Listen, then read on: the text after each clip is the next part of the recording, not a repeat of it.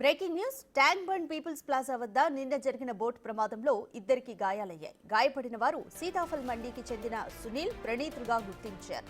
టూరిజంకి చెందిన బోట్లో భారీ బాణాసంచా పేల్చడం వల్లనే ప్రమాదం జరిగినట్లుగా గుర్తించారు. భారీ షాట్స్ ఒక్కసారిగా కిందకొచ్చి పేలడం వల్లనే అగ్ని ప్రమాదం జరిగినట్లు తెలుస్తోంది. గాయపడిన వారిని హాస్పిటల్కు తరలించారు.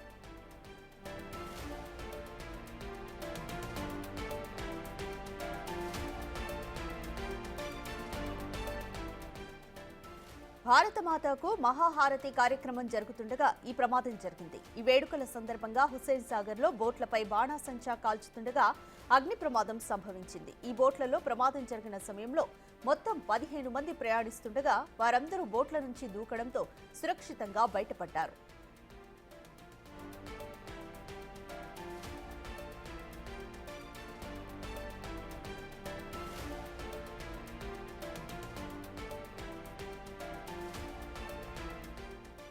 బోట్లలో మంటలు గమనించిన అక్కడున్న సిబ్బంది వెంటనే స్పీడ్ బోట్ల సహాయంతో ఘటనా స్థలానికి చేరుకుని మంటలను అదుపులోకి తీసుకొచ్చారు.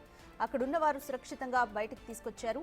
మంటల్లో కాలుతున్న బోట్లను అదుపులోకి తీసుకొచ్చారు. అయితే ఈ ప్రమాదంలో ఇద్దరు మాత్రం గాయపడ్డారు.